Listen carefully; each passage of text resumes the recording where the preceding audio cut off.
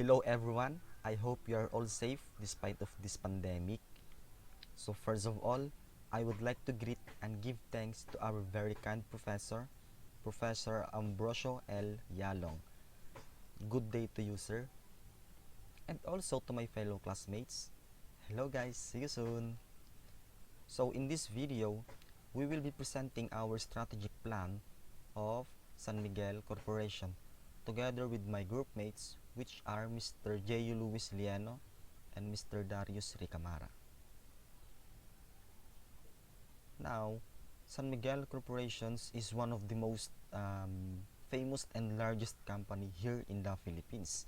San Miguel Corporations offers a variety of products and services such as yung oil company nila na Petron na talaga namang sikat na gasolinahan dito sa ating bansa. And another one is the San Miguel Brewery Incorporation. Their products are Red Horse, San Mig Light, San Mig Pilsen, etc. Then another one is the Ginebra San Miguel Incorporation, yung gin na talaga namang patok at sikat na sikat sa mga manginginom dito sa ating bansa. And another one is the Pure Foods and the Magnolia. These products are yung mga hot dogs, frozen chicken, sausage, corned beef, etc. etc. Now, to better understand on how, where, and why the company started, let us discuss the brief history of the company to be reported by Mr. J.U. Luis Liano.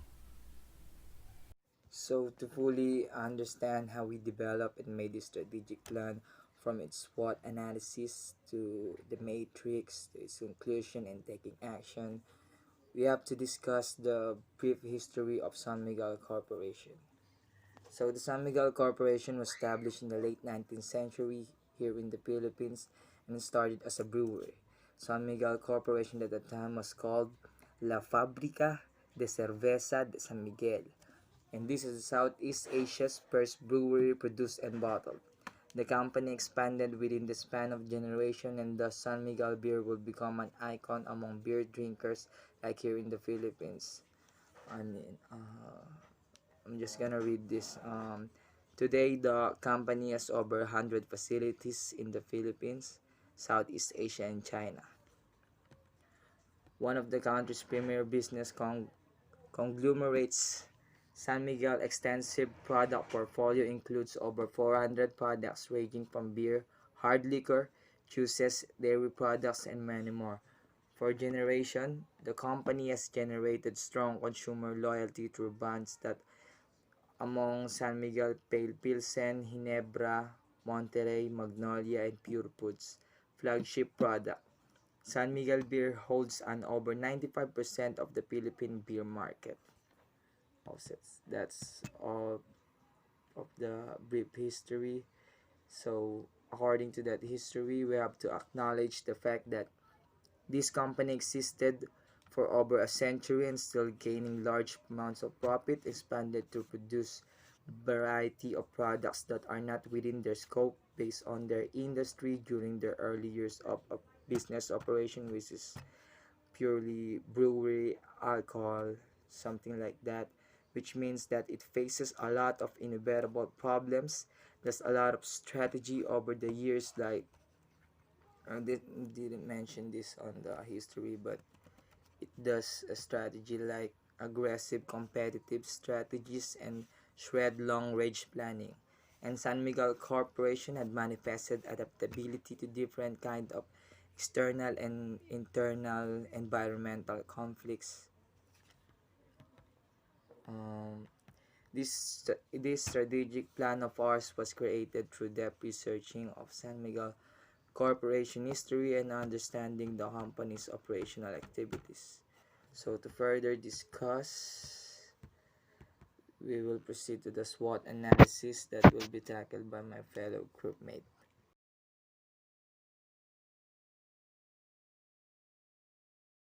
SWOT SWOT analysis. Okay, first, what is the SWOT analysis?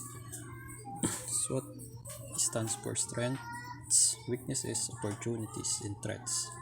And so SWOT analysis is a technique for assessing these four aspects of your business. You can use SWOT analysis to make the most of what you've got to your organization's best advantages. And you can reduce the chances of failure by understanding what you're lacking and eliminating hazard that would otherwise catch you unaware. To do this SWOT analysis, first, you must do a SWOT analysis matrix. It is a enumerating box.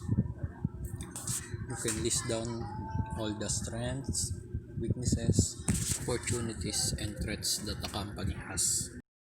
This is our SWOT analysis in the San Miguel Corporation. First, our strength. The company has a training and development of employees, wide product offering, brand reputation, consistent gold awardee of international quality label, and global recognition in terms of number of cases sold. The company has also a many weaknesses like unavailability of products or poor distribution, multiple layers of approval due to organization size, new management, organizational culture for hiring talents, manual system for sales department. The SMC also has opportunities and threats. Under opportunities, we list down their per capita income growth due to emerging middle class, constant GDP growth, price competitiveness, large unsaturated market of younger drinkers, the Class B and PNC market penetration using PBAT. Plus, their company threats, foreign exchange rate, excise taxes on distilled spirits, inflation of prices of consumer goods, unstable political climate in the country, diminishing number of current SMC market. These strengths, weaknesses, opportunities, and threats can evaluate using the IEP, IPEM, and the EM matrix that we'll tackle next. And now, let's briefly discuss the competitive analysis of San Miguel Corporations, which is the internal factor evaluation matrix and external factor evaluation matrix. So what are those matrix? So first, let us discuss the internal factor evaluation matrix.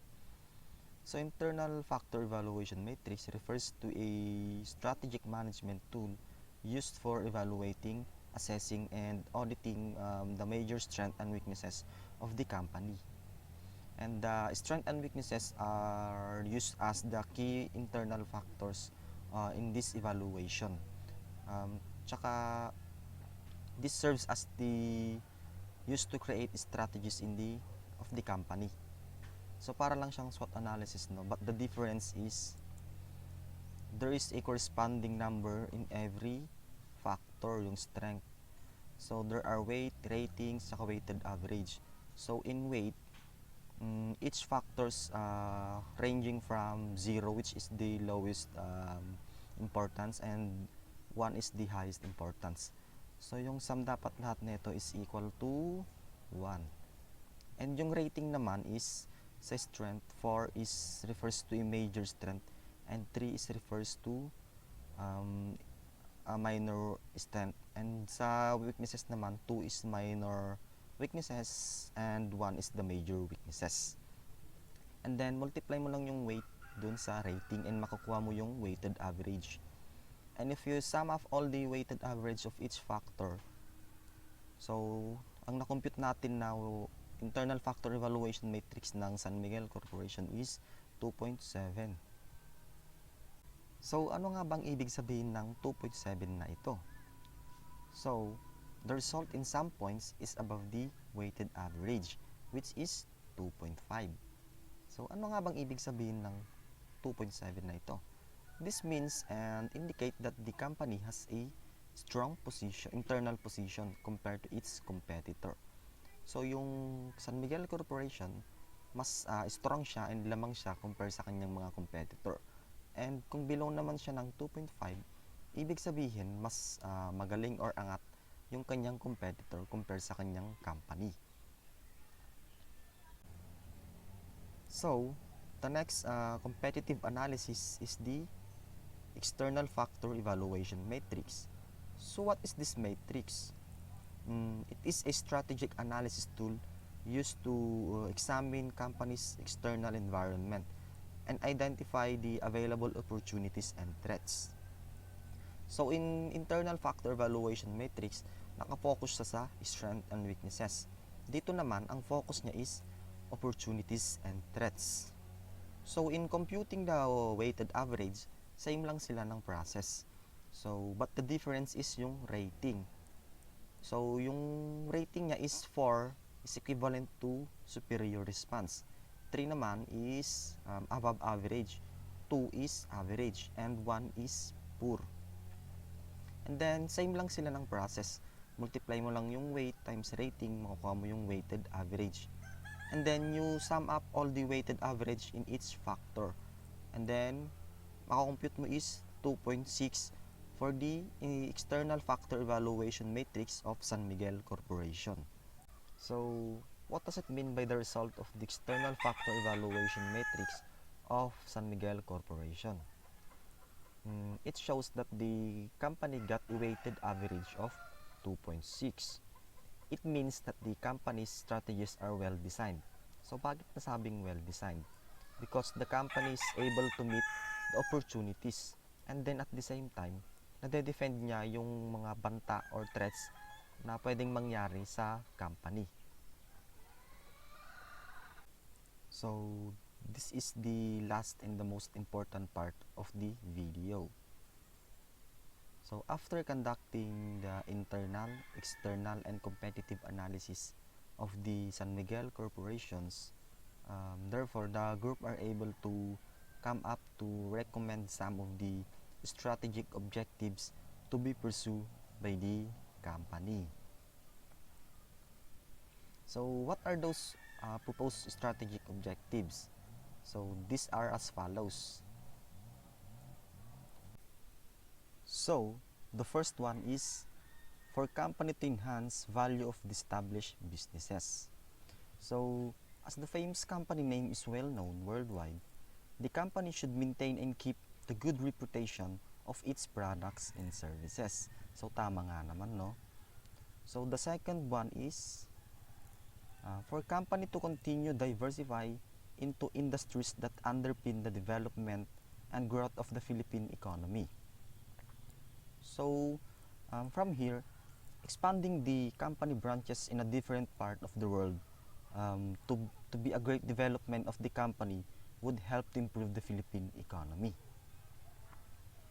So the third one is for the company to identify and pursue synergies across businesses through vertical integration, platform matching, and channel management. So here, the size and scale of the San Miguel's distribution network operation will provide significant in production and development distribution. The next one is for the company to invest in and develop with market-leading positions. So here, San Miguel Corporation leverage on the strong brands and market dominance to expand existing businesses.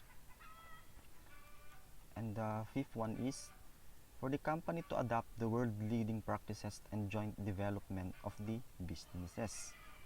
So here, San Miguel Corporation to adopt globally competitive practices through partnership with leading companies worldwide.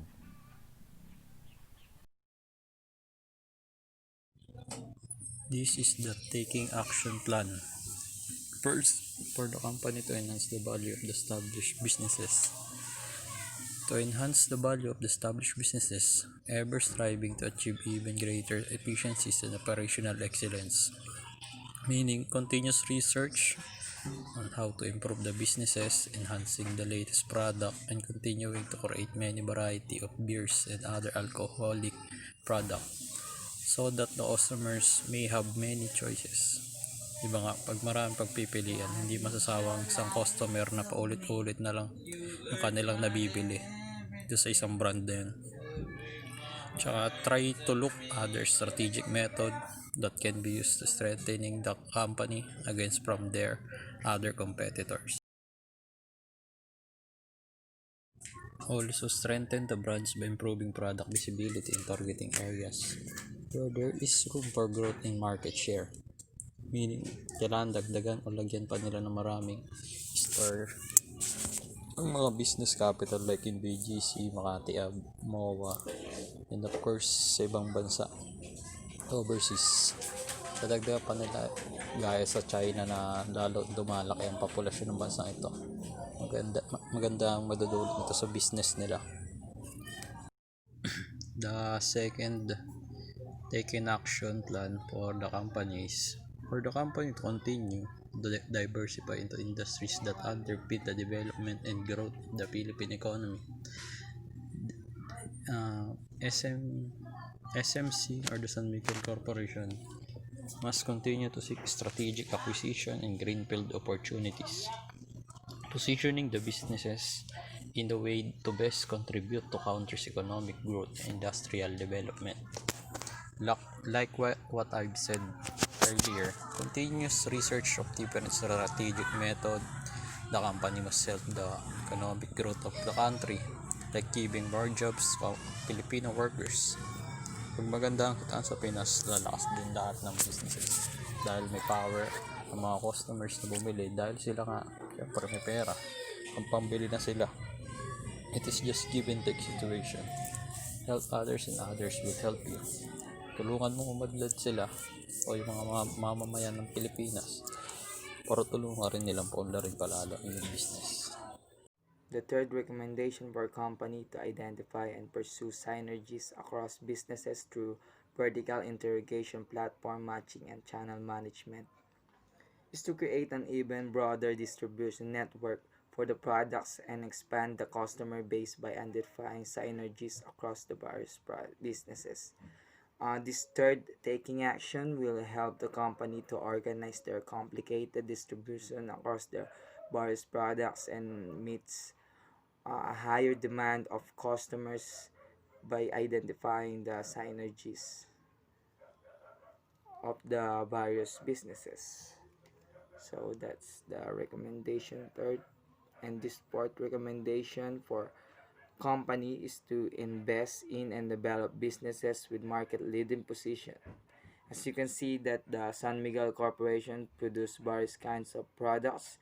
Therefore, it is a good idea to further enhance their market position by introducing new products and services.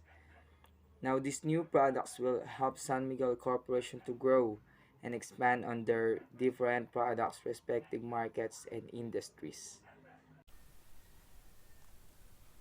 So, for the company to adopt world-leading practices and joint development of the business, in order for the San Miguel Corporation achieve these strategic objectives, the company should develop strategic partnerships with global industry leaders, including Kirin in the beverages business and Nihon Yamamura Glass in the packaging business. So as you know guys, Kirin Brewery Company mainly operates in Japan and offers a comprehensive lineup of alcoholic beverages including beer, whiskey, etc. While the Nihon Yamamura Glass is a corporation that manufactures and sells variety of glass bottles and plastic containers. So this partnership will provide marketing and expansion opportunities. Yes, true. And potentially provide liquidity and opportunities for SMC or San Miguel Corporation to divest minority stakes in its businesses as other opportunities arises. So there you have it. So that's all for the video about our strategic plan of San Miguel Corporation. I guess want to thank God, our Almighty God, for giving us the enough knowledge, strength, and wisdom in order to finish this study. And also, we are very thankful to our professor, very approachable professor, Professor Ambrosio Eliano. Thank you, sir, for giving us the enough reading materials, the modules, guidelines in order for us to finish this strategic plan. And also, lastly, I would like to thank my very cooperative group mates who sacrifices their time and effort for sharing their knowledge in order for us to finish well this study. So very very thank you guys, and I hope you are all safe guys, and see you next sem.